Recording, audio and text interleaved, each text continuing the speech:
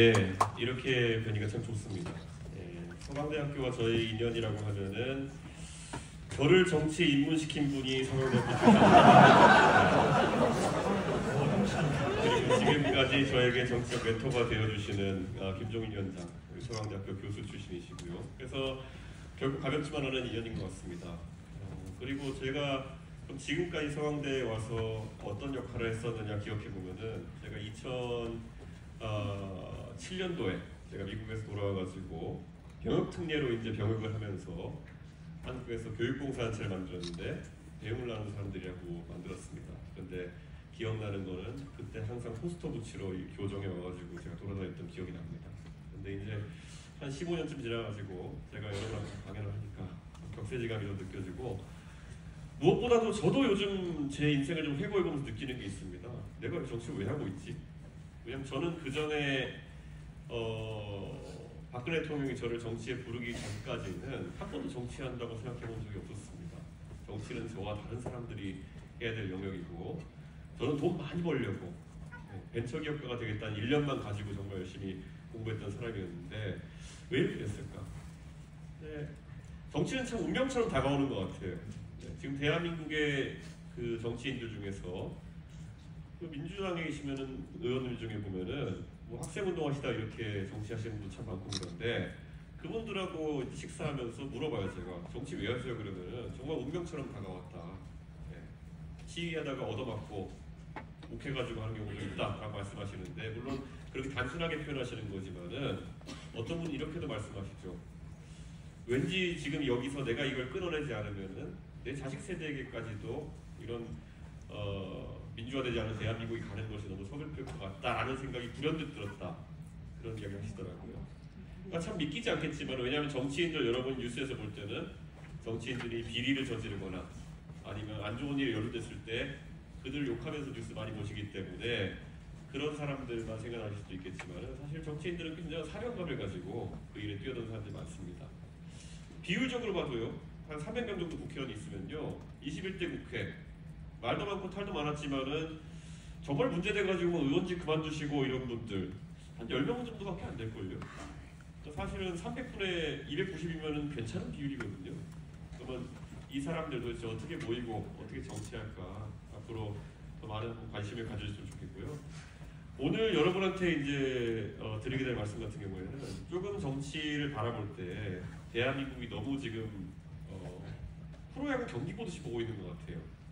빨간 팀과 파란 팀을 나눠가지고 삼성 라이온즈와 기아 타이거즈가 현실을 듣고 있는 그런 모습으로 이제 정치를 보게 되는 경우가 많은데 사실 그것보다는 좀 더 복잡한 우리 현실의 문제들을 풀어내는 게 정치다라는 거를 좀 보여드리고 싶어가지고 오늘 강의를 좀 구성해봤습니다. 예, 이번에 동탄에서 제가 선거운동할 때 사진인데요. 옆에 이제 우리 중학생들이 참 제 유세차를 보고 좋아하더라고요. 어릴 때 여러분 세대는 방구 차 쫓아다니는 기억이 있는지 모르겠지만은 동네 그 소독 차량 지나가면은 붕 쫓아다니는 그 제 어릴 때 기억인데 유세차 보면 그렇게 좋아합니다. 예, 이번에 제 유세차에 음악도 저희는 어떻게 하면 돈을 좀 아껴볼까 해가지고 AI한테 유세송 만들라 그래봤거든요. 예, 유튜브 가서 검색해 보시면은 좀 비트가 남다릅니다. 다른 유세 음악이랑. 자. 이렇게 해서 표현해드릴게요. 대한민국의 지금까지 양대 정당이 결국에는 이어져 내려온 것은 두 갈래다. 산업화 정당과 민주화 정당. 산업화 정당은 여러분이 아시는 것처럼 국민의힘 그리고 민주당은 지금 민주화를 기반으로 해서 여기까지 내려왔습니다. 그래서 이 안에서는 두 개의 서사가 있죠. 민주화를 위해 애쓴 민주화의 영웅 그리고 산업화의 영웅들을 세워가지고 그 영웅으로부터 파생된 정치적 자산을 바탕으로 지금까지 왔습니다. 그래서 뭐 포항제철을 짓는 박태준 회장이라든지 아니면 그때 5.18 당시 광주의 모습이라든지 이런 것들이 이 정당들을 상징하는 어떤 이미지가 되어버렸죠. 근데 아주 냉정하게 말하면요. 저는 제가 85년생인데도요. 저 두 가지 아젠다가 이제는 시한이 다 했다라는 생각을 좀 하게 되더라고요. 그걸 가장 상징적으로 보여준 게 뭐냐면요. 자.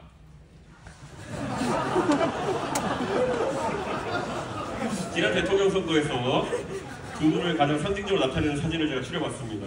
네, 우선 우리 당선인 윤석열 대통령께서는 퍼크 세라모니를 이렇게 하시면서 이렇게 선거에 임하셨고 이재명 대표 질세라 이렇게 그 무궁화 발차기 이 스탠스를 보여주시면서 이렇게 선거를 치르셨는데, 자, 윤석열 대통령과 산업화가 무슨 상관이 있을까요? 네, 냉정하게 없습니다. 윤석열 대통령에 대해서 우리가 알고 있는 이력은 저희가 이력서를 쓸 수도 있어요. 네, 서울대학교 법과대학을 졸업하셔가지고 유복한 가정에서 자라셔가지고 9번 시험을 보시고, 그리고 검사로 임관하셔가지고 50세가 되던 해에 결혼하시고, 그리고 검사로 봉직하시다가 나중에 대통령이 되셨죠. 이력서가 아주 간단해요. 공무원으로 그냥 계속 26년 동안 일하신 이력밖에 없습니다. 산업화에 기여한 흔적 자체가 없습니다. 냉정하게 보면은. 그리고 이재명 대표도 마찬가지예요. 이재명 대표도 본인이 변호사 출신이고 뭐 그래서 여러 가지 뭐 송무도 맡으셨겠지만은 민주화에 기여하셨다는 흔적은 제가 찾아보기 참 어렵습니다. 네, 그렇기 때문에 두 분을 비하하고자 하는 의도가 전혀 아닙니다. 각각 산업화 정당과 민주화 정당인데 이 두 분은 산업화와 민주화 이력이 없는 분들이에요. 잘 생각해보세요.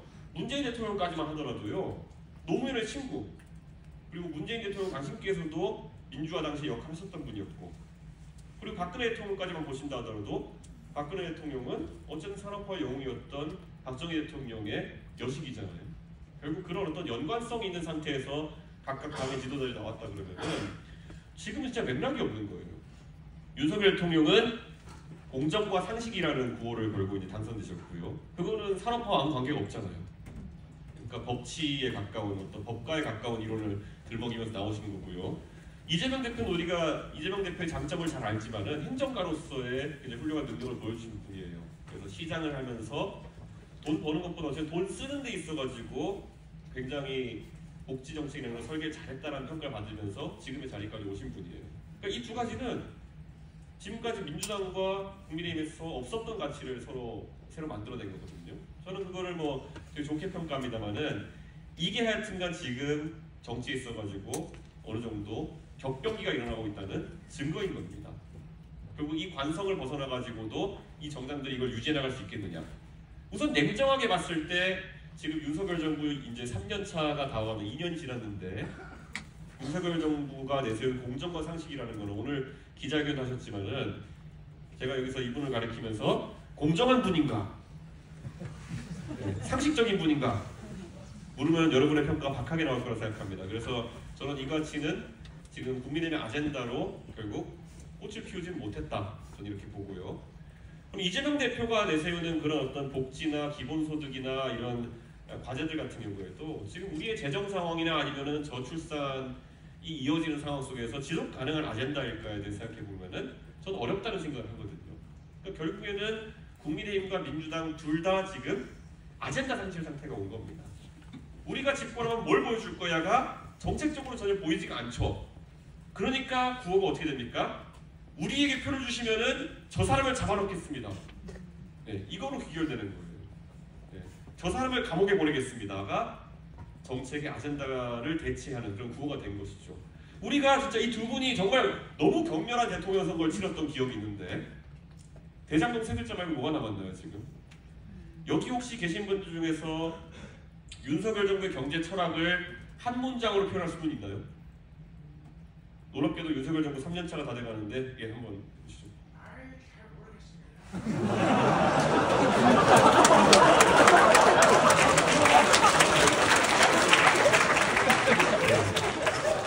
아주 정확합니다. 네. 윤석열 정부의 경제 철학은 윤석열 대통령도 잘 모르시는 그런 분인 것 같습니다. 근데 이게 사실 그러니까 저는 마찬가지로 이재명 대표의 그러면은 교육 철학이라든지 이런 것들 저는 들어본 적이 잘 없습니다. 그러니까 원래 우리가 선거를 이렇게 큰 선거를 치렀으면은 적어도 경제 철학, 교육 철학, 안보 철학 정도는 저희가 그 유력 정치인에서 알고 있어야 되는 거거든요. 대통령 후보까지 지내신 분이면요. 저는 기억해요. 예전에 2012년에 제가 처음 대통령 선거를 도왔을 때가 박근혜 대통령이 나오신 선거였는데 그때는 기억나는 구호들이 있었습니다. 경제 민주화, 네, 이런 것들이 다 바로 생각에 떠오르는 거였거든요. 그리고 박근혜 정부 하면 통일 정책하면은 나중에 우선 취임하시고지만은 통일은 대박. 네, 사실 구호에 가까운 것이긴 하지만은 뭐가 그래 슬로건들이라도 기억에 남았는데 지금 윤석열 정부 그리고 이재명 대표가 지향하는 정치 속에서는 그런 것들이 잘 그려지지 않고 개별적인 정책들은 나오죠. 25만 원 드리겠습니다. 뭐 이런 거. 네, 그런데 그것을 뒷받침하는 철학을 보면은 경제에 대한 인식이 좀 빈곤하다는 게 느껴지는 발언들이 있죠. 뭐 마을에 돈이 하나도 들어온 건 없지만은 경제는 살아납니다. 뭐 이런 거. 아니면 뭐 기축통화국이 됩니다. 뭐 이런 것들을. 저는 이런 것들을 사실 유권자들이 이제 냉정하게 판단하는 시점인데 이것을 넘어서지 못하고 있는 것이 대한민국 정치의 한계다. 그러니까 가장 쉬운 거 감옥에 넣겠습니다. 이것만 계속 나오고 있는 거죠. 결국 정치의 목적이라는 건 시대 정신을 잘 표현해내는 것이다 이렇게 생각하는데 지금 국민들이 뭘 원하고 있는가에 대해서 정치권이 헷갈리고 있는 것 같아요. 네. 저는 저희가 개혁신당이라는 이야기를 하면서 사실 개혁이라는 단어를 꺼낼 수밖에 없게 된 거는 지금 제대로 갈아엎지 않으면 우리 망할 위기에 처해 있다. 저는 그런 생각을 하고 있습니다. 그래서 오늘 몇 가지 한번 열거 해볼 텐데요. 우리가 돈키호테를 이제 세르반테스의 문학으로 이제 접하죠. 돈키호테를 보면은 이게 어떻게 보면 참 낭만도사 같기도 하지만은 보면 황당한 사람이거든요. 돈키호테는 이상한 사람. 자, 돈키호테의 삶을 한번 보자고요. 저희가 돈키호테는 본인이 먼저 기사라고 착각을 합니다. 본인은 그냥 건달인데 그래서 술집에 가서 술집 주인한테 이렇게 이걸 받습니다. 네, 기사로 임명받습니다. 그 다음에 적을 만들어야 되잖아요. 근데 평화로운 마을에 적이 어디 있겠어요? 풍차가 빙빙 돌고 있는데 저것은 거인이다. 이러면서 거기에 돌격을 하죠. 그리고 자기가 타고 있는 말이 허접한 말인데 이거는 명마라고 생각하죠. 명마 로신한테를 타고 있다라고 생각하죠. 그 다음에 본인이 사모하는 여인이 그다지 뭐 매력적인 여성은 아닌데 머릿속에서는 둘신이나 공주라고 생각하죠. 네. 그러니까 인생 자체가 착각인 거예요. 제가 여기까지 말했을 때 혹시 지금 대한민국 정치에 한 인물이 떠오른다면은 굉장히 이건 대한민국 심각한 상태에 있는 겁니다. 왜냐? 저는 돈키호테의 가장 큰 문제는 뭐냐면은 없는 적을 억지로 만들어가지고 본인의 그런 어떤 능력이나 역할을 망각하고 본인의 조언자들도 허접한데 돌격하면서 사실 우스꽝스러운 모습을 보이는 건데 지금 이게 대한민국 정부 여당이 보이는 모습과 비슷하다라는 생각을 하고 있는 겁니다. 자, 대통령과 내각이 한 자리에 모여가지고 이게 벌써 2022년입니다. 국민이 바라는 건 이념 아닌 민생. 저는 이게 대한민국 지도자 입에서 나올 거라고 생각도 못했습니다. 보통 거꾸로 나오죠. 보통 이념보다 민생이 더 중요하다 이렇게 말할 텐데 이념이 더 중요하다라는 말로 시작해가지고 그 다음에 결국 나왔던 거는 민생의 어려움이 안 풀려 송구. 이게 오늘 기자회견에서 나온 말입니다. 이념이 더 중요하다고 기세를 올릴 때는 언제고 오늘은 민생이 안 풀려 송구하다 이렇게 말씀하셨어요. 대혼란기에 빠져든 거죠. 그리고 그때 보면 공산 전체주의라는 표현을 쓰셨어요. 그러니까 우리가 먼저 정치에 있어가지고 아까 시대 정신을 먼저 제대로 알고 있어야 되고 그것에 대한 정확한 해법을 내놔야지만 정치가 생산적이게 되는 것인데 우선 대통령께서는 이념이 중요하다. 그 이념이 중요한 이유는 공산 전체주의가 대한민국을 위협하고 있기 때문이라고 진단하셨어요. 여기에 계신 수백 명의 학생들 중에서 본인이 취업하는 데 있어서 공산 전체주의를 위협으로 느끼는 분 혹시 계십니까? 냉정하게 없을 거라 생각해요. 여러분이 취업 안 되면 여러분 노력이 부족해서지 공산 전체주의 위협 때문은 아닐 거다. 이게 냉정한 판단입니다. 근데 대통령께서 국시로 이걸 내거신 겁니다. 자, 그래서 저는 참 요즘 대단하다고 생각하는 것이 용기 있는 또 네티즌이 또 가가지고 공공기관에다 물어봅니다. 왜냐? 공산 전체주의라는 용어를 자기는 알지 못하기 때문에 국립국어원에 가가지고 질문합니다. 공산 전체주의의 뜻에서 알려주세요. 공산주의와 전체주의의 의미와 공산 전체주의의 의미를 구분하여 알려주시면 감사하겠습니다 하고 2023년 9월에 국립국어원 사이트에 누가 질문을 합니다. 그리고 또 어떤 용감한 공무원이 3일 뒤에 온라인 가나다에서는 어쩌고저쩌고 중얼중얼 문의하신 공산전체주의는 국어사전에 등재되어 있지 않아 의미를 안내드리기 어렵습니다. 이 점 양해해 주십시오. 굉장히 용감한 공무원입니다. 압수수색 당했을 거예요. 근데 어쨌든 대통령께서 국시로 내세운 용어 자체를 국립국어원도 모르는 근본 없는 국시가 있었다는 거거든요. 이게 사는 저는 굉장히 위험한 그런 상태다. 대한민국이 지향점 자체를 대한민국이 잘못 잡고 있는 게 아니냐 이런 판단을 하는 겁니다. 공산전체주의가 삶의 이유입니다. 저는 이런 생각을 해요. 물론 우리 대통령 히틀러에 비하고 싶은 생각은 없지만은 우리 현실에서 어떤 문제의 해법에 한계점에 봉착하게 되면은 국민들의 주의를 다른 방향으로 돌리려는 그런 시도들이 계속 이어지거든요. 저는 윤석열 대통령께서 뭔가 이상하셔가지고 저런 표현을 쓰신 건 아닐 거라 생각해요.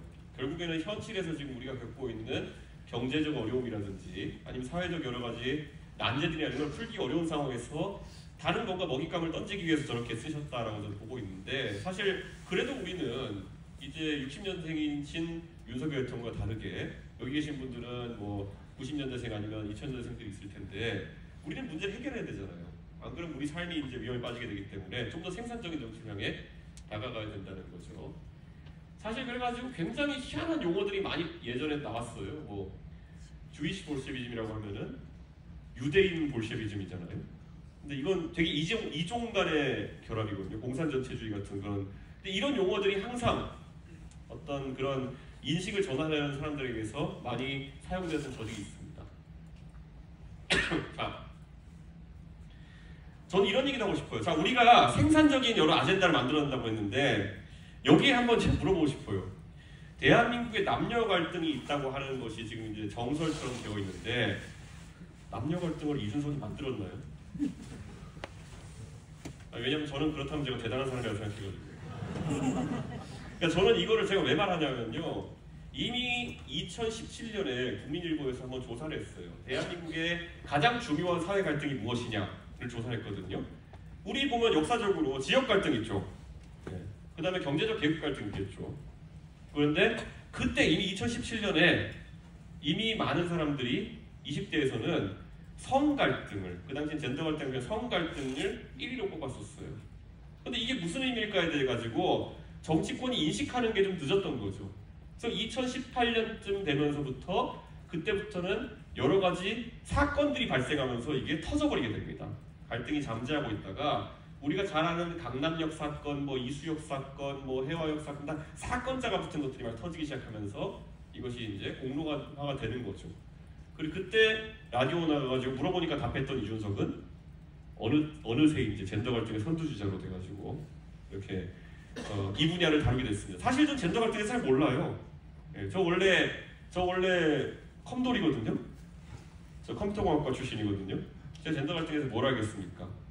그런데 이 분야에서 하여튼간 선두주자가 돼가지고 요즘 굉장히 힘겹게 살고 있습니다. 그런데 이렇게 말씀드릴게요. 우리가 대한민국의 많은 사회 갈등들이 이제 양산될 겁니다.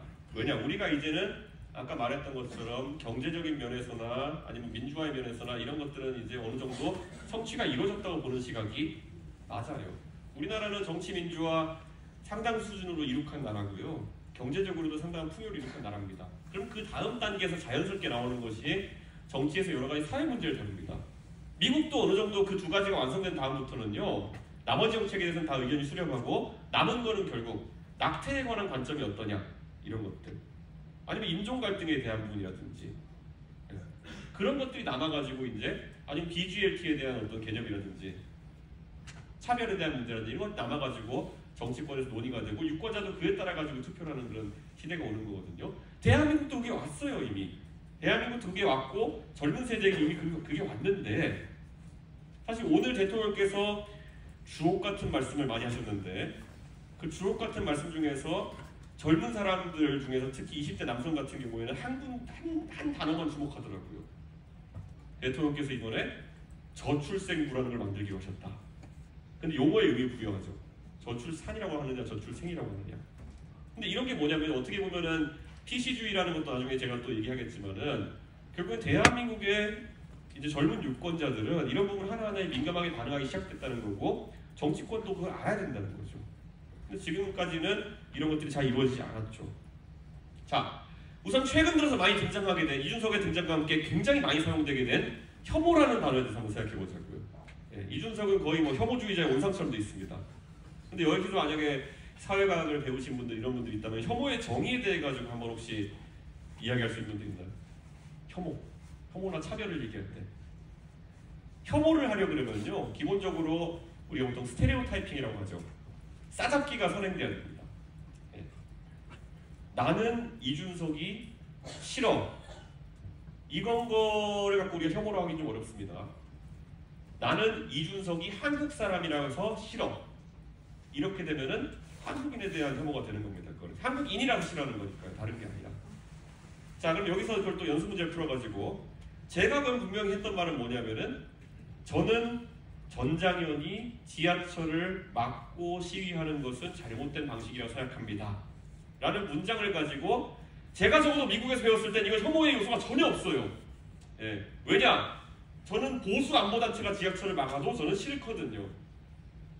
저는 지하철을 막아 세우는 행위 자체가 과하다고 생각하고 그게 싫다고 지적한 것인데 결국 여기서 대한민국에서 지금 이런 사회 문제를 다루자고 했을 때 나오는 가장 기초적인 반응이 뭐냐? 너 혐오주의자지. 이렇게 나옵니다. 근데 이거는요, 저희가 심각하게 생각해야 되는 게 60년대, 70년대를 겪어오면서 똑같은 게 있었죠. 만약에 대한민국에서 60년대, 70년대, 80년대에 통일에 대해 가지고 조금만 다른 관점을 갖고 있으면 우리 뭐라고 했죠? 빨갱이. 북한과 다른 거죠? 빨갱이. 예. 이게 되게 중요하다는 거예요, 보면은. 그러니까 저희는 지금까지 물론 사이즈는 좀 바뀐 것 같은데 단어 한마디로 매우 중요한 사회적 논제들을 억누르는 것을 자행해 왔어요. 금기시된 단어들을 많이 만들어 왔던 거예요. 성역을 많이 만들었던 거죠. 그래서 지금 이 보편적으로 되는 사용되는 혐오라는 단어, 제가 회피법을 몰라가지고 제가 그거를 회피하지 않을까요? 애초에 혐오가 아닌데 혐오라고 뒤집어 씌우는데 제가 이거 잘못했으면 싹싹 빌면서 그런 혐오를 입에 달고 다니는 사람들에게 수그리지 않는 이유가 뭘까요? 왜냐면 이걸 한번 넘어서야 돼요. 이거는 대한민국에서 여러 가지 이런 논제들이 나왔을 때 너 혐오 이렇게 나오는 거에 대해 가지고 뚫어내지 못하면은요, 갈라치기 이런 거 나오면요, 이거 논제를 앞으로 더 가져가기가 힘들어요. 그런 인신공격성 반응이 나오게 되면은. 그래서 저는 이걸 다 그냥 쳐맞아 가면서 여기까지 오는 겁니다. 요즘은 근데 왠지 혐오 이런 얘기 들으면은 약간 이제 지겨워지지 않으세요? 예, 제가 노리는 게 그겁니다. 혐오라는 단어를 너무 가볍게 쓰다 보면은 그 용어도, 왜냐 예전에 종북이란 단어가 그랬어요. 사실 종북이란 단어가 얼마나 위험한 단어입니까? 반역자죠, 종북이라 그러면은. 예. 근데 그 단어를 그냥 조금만 틀린 얘기하면 너 종북이지. 박근혜 정부 시절에 굉장히 그런 게 많았죠. 예. 너 종북이지라고 하면서 이념 논쟁을 벌이는 거. 근데 종북이란 단어를 너무 많이 쓰다 보니까 나중에 가서는 막 진보 쪽 사람들이 그래 내가 종북이다, 내가 자랑스러운 종북이다, 이 정도 막 희화화될 정도까지 이르렀던 거거든요. 그러니까 저는 이런 단어의 오용이라든지 아니면 개념의 오용이라는 것들도 여러분같이 좋은 교육을 받은 분들이라면은 다 우리가 싸워 나가야 된다, 저는 그런 생각을 하고 있습니다. 혐오몰이는 저는 반지성이라는 생각을 하는 거죠. 혐오, 너 혐오 이렇게 얘기하는 거는 너 종북이야, 너 빨갱이라고 하는 것에 그냥 사이즈가 바뀐 버전이라고 생각하는 거죠. 자, 그래서 이제 보면은 혐오 표현을 연구해 오신 숙명여대의 홍성수 교수라는 분이 있습니다. 그래서 저에게 이준석은 혐오 표현 개념을 정확히 알아, 그래서 회피 방법을 안다. 이 말은 쉽게 얘기하면 혐오를 안 했다는 거예요. 예, 혐오에 해당하는 발언을 한 적이 없다는 거예요. 하지만 또 평가하시기에는 건국일의 혐오 선동에 능숙한 정치인 이렇게 평가하셨어요. 그러니까 이거는 기본적으로 저는 아카데미아에 계신 분이라면은 한 기사 안에서 이렇게 말씀하실 수가 없는 거예요. 너는 음주하지 않았으나 음주운전 했다는 거랑 비슷한 거거든요. 근데 이렇게 할 수밖에 없는 이유가 뭐냐? 이준석은 혐오여야만 되는 거예요. 결론을 정해놓고 움직이는 거죠. 이준석은 혐오여야 되는 거예요. 그러니까 혐오 발언을 한 적은 없지만은 건국일의 혐오 운동에 가장 능숙한 정치인이 된 거예요. 이런 겁니다. 그러니까. 근데 이런 걸 보면 저는 화가 나요. 왜냐? 이거는 제가 만약에 미국에서 이런 걸 봤다 그러면 조롱의 대상이거든요. 이거는 아카데미아에서. 근데 이런 억지 논리가 계속 통용된다는 게 놀라운 거죠. 자, 그래서 혐오 표현의 개념을 정확히 알고 있는 게 흔치 않다. 문제는 그래서 혐오 표현의 혐의를 회피하기 위한 방법을 정확히 알고 있는 것. 뭐 이런 거예요. 그 나중에 보면 희한한 논리도 나옵니다. 이준석은 혐오를 하지 않지만은 이준석 기사에 보면은 혐오 댓글이 많이 달리기 때문에 이준석은 혐오 선동가다, 뭐 이런 것도 많이 달려요. 근데 이런 것들 다 싸워 넘겨야 되는 것이, 이래야 이걸 다 넘겨야지만이 우리가 실제 문제의 본질을 토의할 수 있는 것이죠. 사실 저는 예를 들어 전자개혁 문제나 이런 것들에 대해서도요, 혐오자 이런 거 빼고 나면요 굉장히 논의해봄직한 주제예요. 예. 왜냐? 노동자의 파업권 이런 거 정말 중요한 권리입니다. 나중에 여러분도 노동을 하고 이렇게 보면 노동자의 파업권 같은 경우에는요, 그런 걸 얻어내기 위해 가지고 굉장히 많은 희생과 노력이 있었던 권한이에요. 그럼 그 노동자의 파업권이라는 것이 어디까지 인정되어야 되느냐 같은 거는 충분히 다뤄봐야 될 만한 주제거든요. 자, 그러면 장애인의 이런 어떤 시위라는 것, 그럼 소수자의 권리라는 것은 어떤 방식을 통해서 지켜져야 되는 것이냐, 아니면 소수자의 행위는 항상 정당한가, 뭐 이런 것들은 정말 한 학기 수업을 해도 괜찮을 만한 주제들이거든요. 근데 이 논의가 다 차단돼 있어요, 대한민국에서는.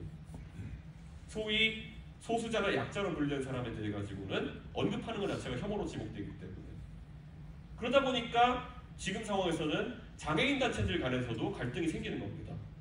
네, 이런 방식을 놓고 저는 그래서 이런 것들을 앞으로 우리가 과감하게 다룰 수 있는 그런 상황이 됐으면 좋겠다, 이런 생각이 듭니다. 21세기의 논쟁과 토론이 이제 우리가 문제를 풀어나가는 방식이 돼야 되는데, 이걸 차단하는 것이 싸잡기, 혐오몰이, 갈라치기 몰이 이런 것이다, 저는 생각합니다.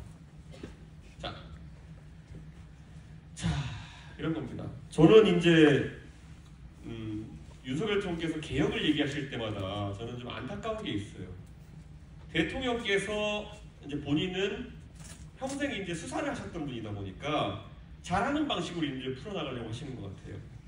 근데 이제 수사 검사는 결국 했던 일이 뭐냐라고 하면은 나쁜 사람을 찾아내서 나쁜 사람으로 규정 찍는 거잖아요. 기소, 그게 너 나쁜 사람 낙인 찍는 거잖아요, 사실상. 그런데 이 일을 하시다 보니까 많은 문제를 풀어나갈 때 꼭 악인을 찾으세요.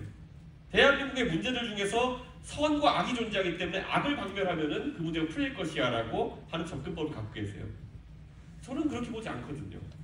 저는 그렇게 보지 않아요. 근데 그러다 보니까 대통령께서 3대 개혁 얘기하시면서 우리 기억나지만 뭐 연금개혁, 그 다음에 뭐 교육개혁, 뭐 노동개혁 이런 거 다 얘기하셨지만은 항상 수단이 항상 그런 거예요. 연금개혁이라는 게 뭐냐, 노동개혁이 뭐냐, 노동개혁이 뭐냐, 노조 때려잡는 거, 교육개혁이 뭐냐 그러면 사교육 업체 때려잡는 거, 뭐 이런 식으로 가는 거거든요. 근데 교육개혁이라고 그런 거는 그것보다 훨씬 중요한 무엇을 배울 것인가, 뭐 이런 거에 대한 고민이 선행돼야 되는 것인데 그런 게 누락됐기 때문에 굉장히 안타까운 지점이 있다, 이렇게 말씀드리는 거고요. 사실 교육개혁 하시겠다고 한 다음에 이제 현우진을 비롯한 여러 강사를 때려잡으셨어요. 근데 저는 이거를 참 이해하기 어려운 게 뭐냐면, 옛날에 사교육 강사들 문제 냈을 때 아마 대통령은 사교육은 잘못된 것이라는 그런 대전제가 하나 있으실 것 같아요. 그 다음에 한쪽으로는 얘네는 돈으로 조져야 돼, 이게 있을 것 같아요, 아마 보면은. 왜냐, 옛날에 사교육 강사들 뭐 세금 신고 제대로 안 하고 있겠죠. 그때 현금으로 막 이렇게 사교육비 주고 이랬을 시절에는. 잘 생각해보면 인간 강사로 유명하신 분들은요, 현금을 수납할 방법이 없어요. 인터넷 강사인데 어떻게 현금을 수납합니까? 그러니까 대한민국의 대기업 총수를 조지고 다녀야 되는 조지단 표준어입니다. 대한민국 대기업 총수를 조져야 되는, 비속어도 아니에요, 조지단 표준어예요. 대기업 총수를 조져야 되는 국세청 조사사국이라는 엄청난 조직이 인간 강사들을 조지고 있었던 겁니다. 카드로 다 결제했는데. 그러니까 이게 희한한 행정이 벌어지고 있는 거예요. 저는 그래서 이런 것들 참 중요한 문제인데, 그리고 보면은 저는 또 보면은 대한민국에서 뭔가 타겟을 잘못 잡는 사람도 있지만 해법이 이상한 사람들도 있어요. 그래가지고 제가 참 정말 유명한 분들이라서 제가 이렇게 언급하기 죄송하긴 한데, 김포공항을 없애야 된다. 그러면은 그 이유가 뭐냐 했더니만은 앞으로 수직 이착륙할 거니까 그 여객기가, 사실 여객기가 수직 이착륙하는 건 불가능합니다. 드론도 아니고 이게. 그런데 이런 것들이 막 정치권에서 근거로 사용돼가지고 정책을 만든다고 하는 것이 얼마나 위험한지를 한번 여러분이 생각해 보셔야 되는데, 필터링이 안 돼요. 제가 지적하기 전까지는 아무도 지적 안 했어요. 그러니까 저는 이런 것들 좀 고민해봤으면 좋겠고요. 자, 정치에 있어가지고 제가 맞닥뜨렸을 때 되게 어려운 문제들이 있습니다. 한번 이건 예시로 이제부터 조금씩 한번 들어볼 텐데요. 개인 택시에 대해서 생각해 본 적 있어요? 개인 택시를 여러분이 타시면은 개인자 붙어 있는 게 개인 택시들인데, 이거는 우리나라에서 번호판 개수를 통제하고 있습니다. 도시별로 번호판 개수를 통제하고 있고, 개인이 권리금처럼 번호판을 영업권을 이제 사고 팔 수 있게 되어 있어요. 그래서 서울 같은 경우는 한 18,000만 원 주고 사고, 경기도 화성시 같은 경우에는 수요보다 공급이 부족해가지고 한 2억 이상씩 합니다. 번호판 가격이. 자, 그럼 이렇게 한번 말씀드릴게요. 지금은 번호판 가격이 한 그 정도 된다고 했을 때, 자, 얼마 전에 한 5년 전쯤에 이런 일이 있었어요. 카카오 카풀이라는 것을 대한민국에 이제 도입되려고 했을 때, 택시기사가 60세 택시기사 두 분이 분신 자살을 시도하셨어요. 자, 그럼 이게 왜 그랬을까요? 카카오 카풀을 도입하려고 했을 때 왜 그랬을까요? 만약에 카카오 카풀이 만약 도입되게 되면은 실제적으로 우버처럼 영업을 하게 되고, 그러면 내 영업권이라고 하는 것은 지금 번호판 가격이 한 1억 정도 하는데 그 가치는 땅에 떨어질 수밖에 없는 거거든요. 자, 지금까지 우리는 택시기사들을 욕하는 거에 익숙해졌을 거예요. 택시라는 것에 대해서 여러분 좋은 기억보다 안 좋은 기억이 많이 생각나시죠? 보면 왜 택시기사는 급하게 운전을 할까? 왜 택시는 항상 냄새가 날까? 뭐 이런 것들 고민 많이 하시죠? 왜 승차법을 할까? 근데 이런 거는요, 택시기사가 선하고 악하고의 문제가 아니에요. 제가 저 택시 2달 동안 몰아봤거든요. 그런데 이거는 구조적인 문제가 많이 기인하고 있어요. 예전에 여러분 이제 기억도 가물가물해질 텐데, 예전에 택시를 대체하겠다는 타다라는 서비스가 있었어요. 타보신 분 있어요? 예, 이제 가물가물해지고 있어요. 벌써 한 5년 되다 보니까. 타다라는 서비스가 있었는데요. 타다라는 서비스가 처음 나왔을 때 많은 사람들이 오, 혁신적이야 이렇게 얘기했어요. 왜냐? 택시보다 깨끗하고 택시보다 친절하고 더 편해. 근데 그 이면에는 어떻게 보면 경제학의 논리로 쓰면 말이 안 되는 게 있잖아요. 택시보다 편하고 좋고, 근데 택시랑 가격이 어떻게 됐을까 한번 생각해보시면 택시보다는 2배 이상 비쌌어요. 근데 그거 빼놓고 얘기하는 거죠. 자, 그럼 택시는 왜 고급화가 안 될까? 가격 통제가 이루어지기 때문이죠. 여러분은 지금 택시가 비싸다고 하면서 4,600원인가요 요즘? 4,800원 이렇게 내고 타지만은 기본 요금만. 그런데 한 번도 거기에 있어 타다는 비싸다고 생각하면서 타본 적이 없어요. 타다는 실제로 2배 정도 비쌌거든요. AI가 요금을 정한다? 탄력 요금제라는 게 그냥 택시 요금을 따따블로 줄 수 있는 거예요. 지금 만약에 대한민국에 택시 요금을 2배로 늘리잖아요? 그럼 택시기사와 양질의 택시기사와 좋은 택시의 공급이 막 늘어납니다. 그럼 택시 서비스가 좋아지는 거예요. 근데 그거 빼놓고 택시기사 욕하는 거예요. 지금 택시기사가 만약에 법인 택시기사라면 기대소득이 얼마인 줄 아십니까? 맞춰볼까요 한번? 자, 한 500 될 것 같다. 400 300 200 200 정도입니다. 어떻게 하면 그렇게 되냐? 월 26, 한 달에 26일이라고요. 12시간씩 일하고 그렇게 돼요. 네. 그러면 이제 우리는 이렇게 얘기할 수 있는 거예요. 그러면 그 26일을 12시간씩 노동할 수 있는 사람들만 오는 거예요. 네. 그리고 200 벌 수 있는 사람들. 요즘 한 250 정도까지 번다고 해요. 그런 사람들만 오는 거예요. 그럼 어떤 분들만 올까요? 그러면은 그 저임금을 감내할 수 있는 노동자들이겠죠. 택시 서비스가 안 좋아질 수밖에 없는 거겠죠. 아까 택시 한 대 운영하는데 번호판 값이 1억 가까이 한다 그랬잖아요. 타다는 왜 쌌을까요? 왜냐? 렌터카로 편법 운영을 했기 때문에 1억 투자하지 않고 그냥 돌린 거였어요. 초기 비용이 없거든요. 그러니까 싸고 좋은 서비스인 것처럼 착각되었지만 사실은 업권을 침해했던 것이죠. 그러니까 이런 것들이 사실 보면 선악의 문제가 아닌데, 여러분같이 교육을 잘 받으신 분들도 사안을 잘 들여다보지 않으면은 아마 평생 택시기사 욕할 겁니다. 아마. 예.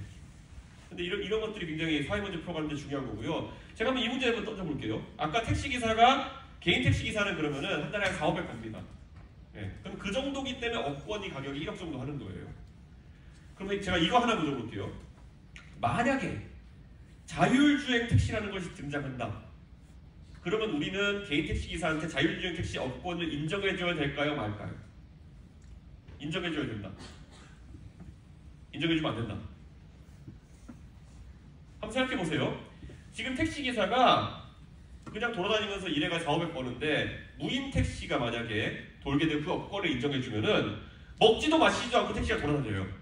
그럼 얘는 소득이 거의 한 1년에 한 1억씩 벌 겁니다. 택시가. 그러면 잘 생각해보자고요. 여러분이 1억의 임대소득을 올릴 수 있는 부동산의 자산가치는 얼마일까요? 서울 기준으로 한 3, 40억 할 거예요, 최소한. 그러면 그 택시 면허 가격이 3, 40억이 되는 겁니다. 자율주행 택시가 됐는데도 만약에 개인 택시 업권을 인정해줘가지고 그 사람들만 택시를 할 수 있게 하면은 3, 40억어치의 가치가 있는 면허가 되는 겁니다. 그런데 그걸 카풀로 없애겠다고요? 그러니까 분신하죠.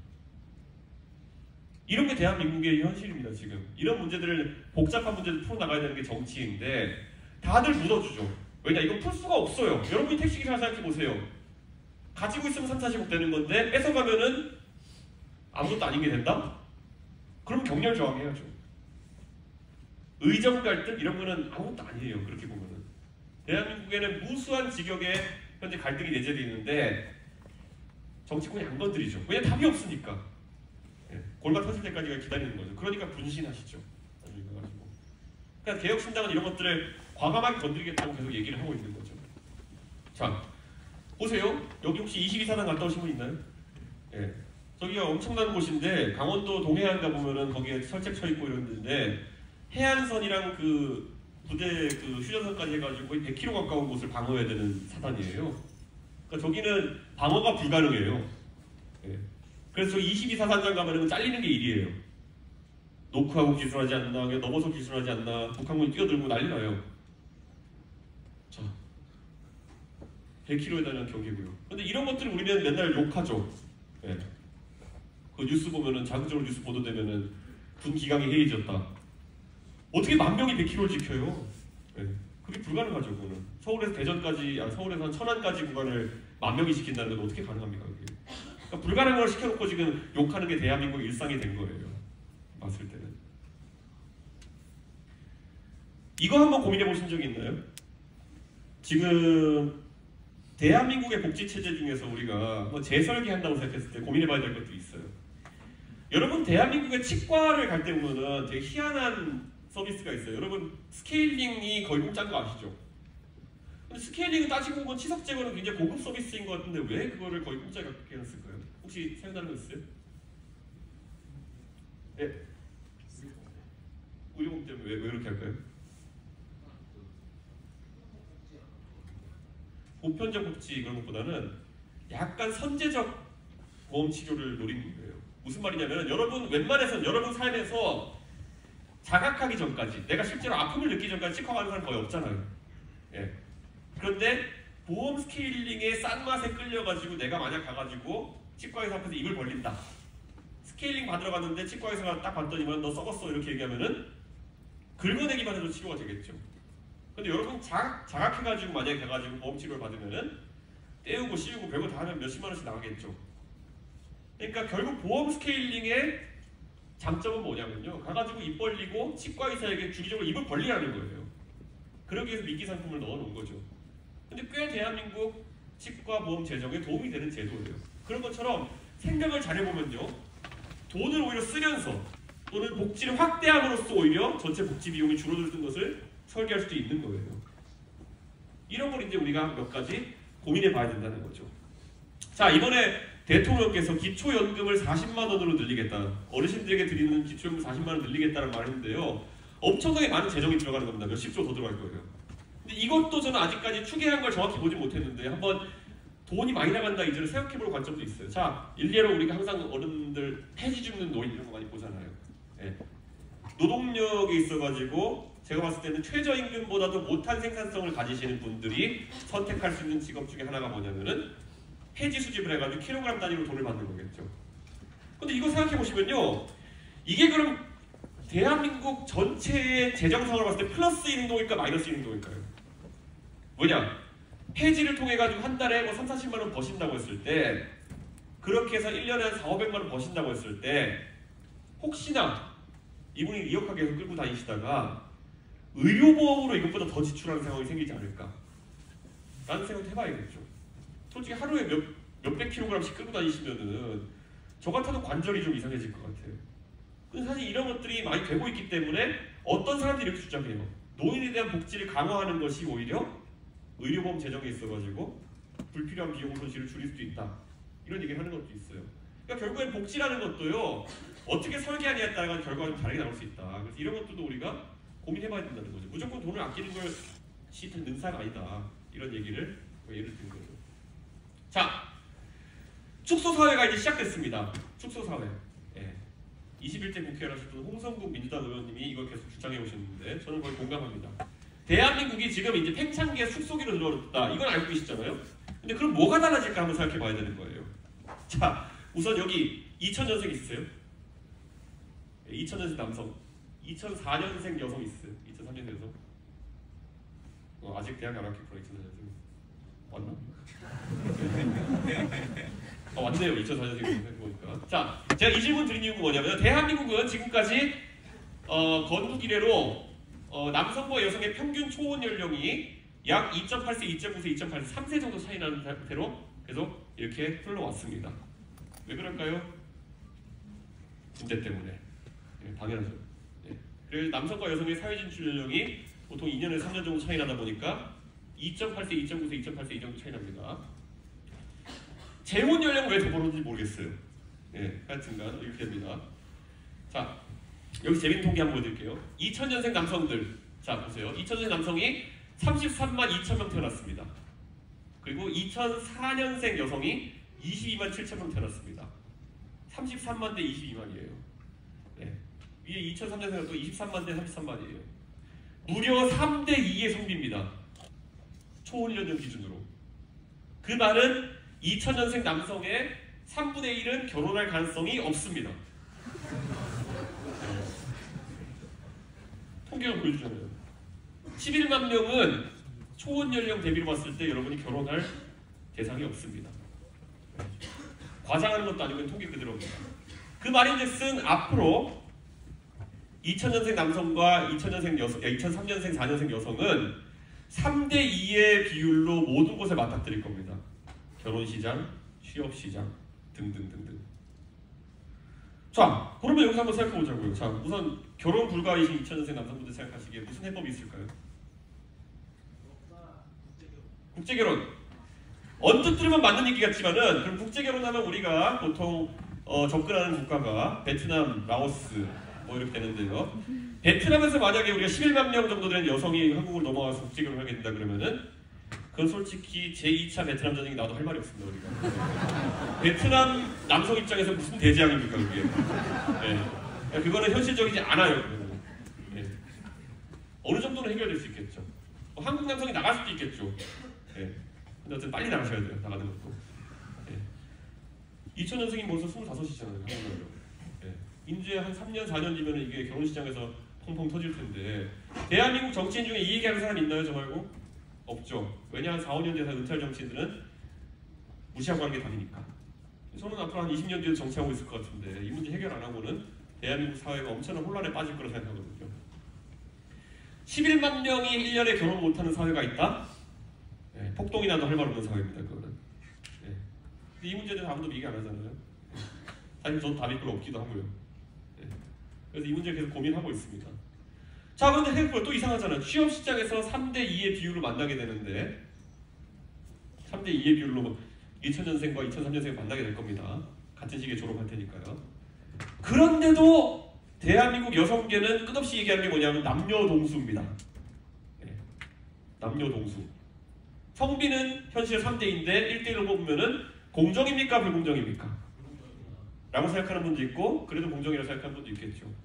이게 저는 굉장히 재밌는 주제라고 생각하는 겁니다. 그래서 이 문제를 다루고자 하면은 얘기하면은 역시 나는 여성 혐오구나 이렇게 나오는 게 대한민국 정치권의 현실인데 굉장히 중요한 문제거든요. 뭐냐? 저는 그러면은 여기서 누군가는 오히려 대학 졸업하는 사람 수 비율로 뭐 성비를 맞추는 뭐 대안을 만들어야 되는 거거든요. 대안이 없는 상태로 지금까지 가면은 계속 갈등만 커지는 겁니다. 3대2면 엄청난 성비예요. 여러분이 진짜 믿기지 않겠지만 이 3대2라는 것이 전국 평균이잖아요. 그런데 이게 지방으로 가면은 거의 남성 여성이 2대1 나온 곳이 있습니다. 그러니까 이런 것들을 우리가 풀어내지 못하면요. 지방에서는 남성 결혼 불가 상태가 더 심각해지는 겁니다. 자, PC주의가 대한민국에 퍼진 다음부터 PC주의라는 게 이제 정치적 올바름이라고 이제 번역되는데 정말 저는 이거 별 의미 없는 논쟁이라 생각하거든요.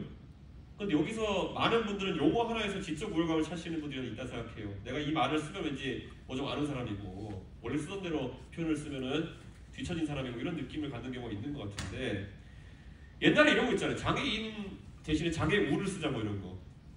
근데 장애인들 원래 반발했잖아요. 내가 왜 이 친구냐 이러면서. 그러니까 그 생각이 너무 앞서가는 분들이 있어가지고 이런 것들이 나오고 제가 예전에 미국에서 대학 다닐 때도 보통 우리가 레이디스 앤 젠틀맨이라고 하잖아요. 근데 그때는 또 하버드도 이상한 풍조가 불어가지고 모든 행사 가면은 Ladies and Gentlemen and our BGLT friends 뭐 이렇게 썼어야 되는 적이 있었어요. 약간 광기였어요. 그때 좀 약간 이상한 때가 있었는데 다 사이클이 있긴 한데 대한민국에는 이게 미국보다 10년 늦게 찾아온 것 같아요. 예. 그래서 이제 이게 막 퍼지고 있는데, 자, 장애인이라는 표현의 반대 표현이 뭐냐, 아니면 장애인이 아닌 사람 뭐라 부르냐 그러는데 비장애인이라 불러야 된다 생각하시는 분, 예. 일반인이라 불러야 된다 생각하시는 분, 예. 정상인이라 불러야 된다 생각하시는 분, 예. 이게 굉장히 세 가지가 다 다르긴 한데요. 저는 굳이 이걸 제가 장애인분들한테 많이 물어봤어요. 예, 장애인분들한테 그냥 제가 보편적으로 아는 장애인분들한테 물어봤는데, 장애인 운동을 하시는 분들은 사실 이걸 선호하십니다. 장애인과 비장애인. 근데 일반적인 장애인은 장애인과 일반인이라는 표현을 선호하시는 경우가 참 많았고요. 제가 만나본 분들 중에서는. 왜냐?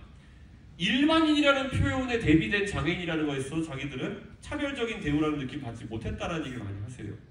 근데 오히려 그냥 장애인이 아닌 사람들 중에서 여기에 대해서 앞서가 생각해가지고 일반적이지 않은 사람이라고 초칭하는 거 아니야 이렇게 얘기하는데, 일반과 특수는 그렇게 모멸적인 표현이 아니라고 저는 보거든요. 근데 여기에 대해 가지고 너무 앞서가면 이제 이 용어에 대한 논쟁이 이제 생기는 거겠죠. 전 이런 것들도 굉장히 중요하다고 생각하고요. 본인이 철학에 따라 가지고 어떤 용어를 선택하는 것은 좀 이해가 돼야 된다 이렇게 생각합니다. 왜냐? 정상인의 반대말은 비정상인을 할 수 있기 때문에 저는 약간 장애인 입장에서 기분이 나쁠 수 있는 표현이라는 생각을 저는 개인적인 기준으로 갖고 있어요. 근데 어쨌든 이 표현들 하나하나 때문에 본인이 원하는 표현을 쓰지 않는다 그래가지고 그걸 또 욕하고 다닌다든지 이러면은 그것도 전 너무 폭력적이다 이런 생각을 하거든요. 그래서 저는 이런 것도 앞으로 논쟁의 주제가 좀 됐으면 좋겠다 이런 생각입니다. 대한민국에 참 비생산적인 이런 정치가 너무 많이 이루어지고 있죠. 대중이 이렇게 확 끌어올릴 때 거기 이름 따가지고 다 입법하고, 예, 그렇게 해가지고 뭐 이런 법들이 뭐 우후죽순처럼 나오는데 실제 현실에 가보면은 위헌 판정 나는 경우가 굉장히 많고, 대한민국에 가장 유명한 이름을 달았던 법 중에 민식이법이 있잖아요. 민식이법의 가장 충격적인 건 뭐냐, 민식이법 때문에 이제 사실 모든 스쿨존에 30km 이하로 이제 차들이 다녀야 되는데 정작 민식이가 사고를 당했을 때 차량의 속도는 30km 미만이었습니다. 사실 문제는 약간 다른 곳에 있었던 것이거든요. 근데 이게 정치인들이 예를 저 같은 공돌이한테는 약간 그런 게 있어요. 저 같은 공돌이한테는 민식이법보다 중요한 거는 차량의 전방 충돌 방지 장치를 의무화하는 게 어떻겠냐. 이게 제 해법이에요. 예, 저는 공돌이니까 훨씬 더 현실적인 방법들을 찾아야 된다고 생각하기 때문에 정치인들은 결국 이슈만 쫓아가다가 법만 양산하고 있습니다. 그래서 이렇게 쭉 지나가면요, 정치하다 보면 진짜 좋은 말 다 갖다 붙이다 보면요 희한한 소리 하는 사람들 많습니다. 예. 저희가 보통 뜨거운 아이스 아메리카노라는 표현을 많이 하는데요, 예. 대통령이 하시는 말씀들 들어보면은 시원하게 감세 정책 추진하고 그렇게 재정 건전성을 확보한다는 얘기를 하신 적도 있습니다. 그러니까 이런 것들. 그리고 그러니까 감세를 통해 가지고 조세 수입이 늘어난다라고 하는 것은 여러분이 경제학 개론을 배우시면은 맨큐의 경제학에 나오긴 합니다. 레퍼 곡선이라고. 예. 이상적인 곡선으로 나오긴 하는데 이게 현실에 적용되지 않는다고 그다음에 배우거든요. 근데 이거를 이제 대한민국 경제 정책으로 삼고 가고 있는 게 참 신기하긴 합니다. 예. 마지막으로 이 문제를 한번 얘기해 보고 싶은데요. 제가 2018년, 19년에 이제 홍콩의 민주화 운동이 있었을 때 제가 홍콩에 지금 찾아갑니다. 가게 된 이유는 딱 하나였거든요. 유튜브를 보고 있었는데 이거였어요. 홍콩의 민주화 운동 시위대가 광주 5.18 민주화 운동에 임을 위한 행진곡을 부르고 있더라고요. 광동어로 번역해가지고 부르고 있더라고요. 그걸 보면서 야 이거 뭐지? 그런데 정작 한국에서는 제가 그래서 그 당시 더불어민주당 문재인 정부였으니까 아니 저 5.18 정신을 본받자고 하면서 지금 홍콩의 민주화 시위대가 하고 있는데 우리도 성명이라도 내야 되는 거 아니냐라고 그 당시 여당에게 줄기차게 얘기했는데 안 된다 중국과의 관계 때문에 이렇게 얘기하더라고요. 근데 이런 생각이 드는 거예요. 자, 제가 대한민국 정치가 바뀌어야 된다고 생각하는 가장 첫 번째 이유는 이겁니다. 저는 약간 끼인 세대인데요. 적어도 여러분 같은 경우에 선진국에 태어난 사람들이에요. 그리고 지금 정치를 하는 대부분의 사람들은 개발도상국 일대 대한민국에서 태어난 사람들이에요. 그렇기 때문에 의무, 권리 이런 것들에 대해 가지고 국제적으로 굉장히 인식이 차이가 나요. 예. 우리는 교과서에서 광주 민주화 운동을 보이면서 이런 것들로 인해서 우리가 빛나는 민주주의를 갖게 되었고 대한민국이 적어도 아시아에서는 가장 앞서 나가는 민주주의 국가이다라고 배웠을 거예요. 근데 현실에 적용했을 때 만약에 중국과의 경제적 실리 때문에 우리가 민주주의의 편에 서지 못한다는 얘기를 한다 그러면은 그건 교과서에서 가르치면 안 되는 거죠. 네. 교과서에서는 경제적인 실리에 따라 살아라고 가르쳐야 되는 거죠. 근데 민주주의를 지고지순의 가치로 가르쳤던 이유는 뭐냐? 그 시기엔 또 보수 세력을 또 그렇게 깔려 그러면 민주화를 굉장히 띄웠어야 되는 건데 지금 와서 그들이 또 집권하니까 경제적 실리를 추구한다? 이건 저는 너무 아니라고 생각했던 거죠. 저는 굳이 말하자면은 대한민국도 이제 가치를 향해 나가야 되는 상황이 아닌가. 저는 이런 생각을 하는 겁니다. 반대로 보수 쪽에 있는 사람들은요, 선진국적 지위에 갔음에도 불구하고 항상 특혜성 경제적 대우를 받는 것에 익숙해져 있어요.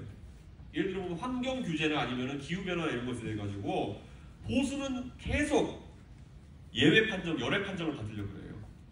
탄소 저감이라든지 아니면 여러 가지 국제적인 노력에 동참하지 않으려고 노력합니다. 우리는 아직 개도국이야 이렇게 얘기합니다. 예전에 우리 보면은 뭐 고려 시대 때 보면은 밖으로는 왕을 자처하고 안으로는 황제국을 자처한다 뭐 이런 것처럼 밖으로는 개발도상국을 자처하고 안으로는 무슨 선진국을 자처한다 뭐 이런 자세로 가고 있어요. 근데 저는 이런 것들도 우리가 한번 바로 잡아야 되는 거다 저는 이렇게 생각하는 거예요. 원래 환경 규제라든지 기후 변화에 대한 어떤 기여나 이런 것들은요, 선진국이 된 나라들이 오히려 무역 장벽을 치기 위해 가지고 쫓아오는 개도국가 무역 장벽을 치기 위해 가지고 적극적으로 밀고 나가는 부분들이기도 한데 우리나라는 그걸 하지 않아요. 굉장히 근시안적인 자세로 이제 이런 걸 접근하는 거겠죠. 저는 이런 것들도 여러분 세대에서는 많이 바뀌어야 된다 이런 생각을 하고 있는 것이죠. 윤석열 대통령이 또 후보 시절에는 당사에다 우크라이나 국기 쏘시고 이렇게 또 하시면서 또 많은 또 얘기를 하셨는데 요즘은 또 발을 빼고 계시죠. 이런 것들 대한민국 외교도 가치를 중심으로 해가지고 일관된 외교를 했으면 좋겠다 이런 생각을 하고 있습니다. 저한테 우크라이나 왜 가냐고 해놓고는 여당 대표가 왜 우크라이나 가냐 이렇게 비판하셨던 분이 현재 비서실장입니다. 정작 대통령께서는 또 우크라이나 가셨죠. 이게 참 뭐라고 해야 될지 모르겠는데 저는 오늘 참 주제가 이렇게 많은데요. 아까 축소사회에 대한 얘기 이렇게 했잖아요. 아까 축소사회에 대한 한마디만 더 못해보고 여기까지 할게요. 자 여러분, 축소사회에 대해서 한번 제가 질문 드릴게요. 축소사회가 왜 문제냐에 대해서 이거 한번 생각해 보셨는지 모르겠는데요. 대한민국은 지금까지, 아니 대한민국이 아니라 어느 나라라도 지금까지 경제 불황에 대처하는 방법은 한 가지였습니다. 돈을 많이 풀어라. 빚을 내가 돈을 많이 풀어라. 그래서 경기를 살린다 이거였어요. 축소사회가 무서운 이유는 뭐냐면요, 이거 못해요.